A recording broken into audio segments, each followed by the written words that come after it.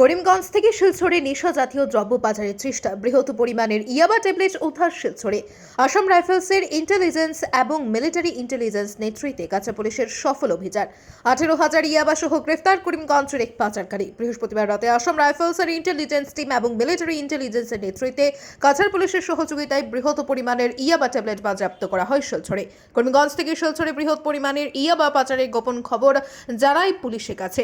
আর এই গোপন খবরের সূত্র ধরে বৃহস্পতিবার রাতে আসাম রাইফেলসের ইন্টেলিজেন্স টিম এবং মিলিটারি ইন্টেলিজেন্সের সহায়তায় বৃহৎ সাফল্য লাভ করে কাছা পুলিশ। শিলচর কাঁঠাল রোডের বদুরাইল বাইপাস এলাকা থেকে AS 10E3552 নম্বরের একটি বাইক তল্লাশি চালিয়ে এই ইয়াবা ট্যাবলেট বাজেয়াপ্ত করার পাশাপাশি এক ড্রাগস পাচারকারীকে আটক করেছে পুলিশ। ধৃত পাচারকারী করিমগঞ্জের মেহবুব আলম বলে জানা গেছে। করিমগঞ্জ থেকে শিলচরে বিক্রি করার উদ্দেশ্যে বিপুল পরিমাণ ইয়াবা নেওয়া হচ্ছিল বলে সূত্রের খবর। পরে পুলিশ পাচারকারীকে আটক করে থানায় নিয়ে যায়।